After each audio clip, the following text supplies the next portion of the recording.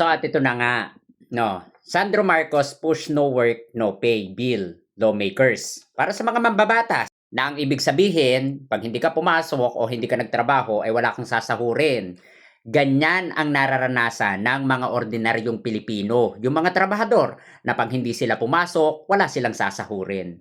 Dapat lang talaga na pag hindi pumasok yung mga mambabatas na yan, ay talagang dapat hindi rin sahuran.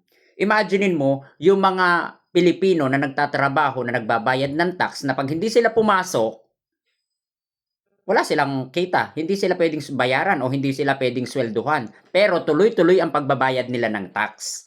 Samantalang yung mga mambabatas, example na natin, ito si Pulong, hindi pumapasok, tuloy-tuloy ang sahod. 'Di ba? Napaka-unfair. Dito sa batas na ipinail ni Sandro Marcos, dito natin malalaman kung talagang nasa katinuan pa ang mga DDS. Pag ito ay hindi nila sinuportahan, ay talagang ang utak nila nasa talampakan. Imagine niyo na lang ha, ang mga Duterte, isama na natin si Sara, isama na natin si Pulong, si Bato. No, hindi papasok, magta-travel, tuloy-tuloy ang sahod, 'di ba? Pero kung talagang itong batas na ito ay papasa, maganda ito. Pag hindi ka nagtrabaho, wala kang sasahurin. Dapat ganun, trabaho muna bago sahod.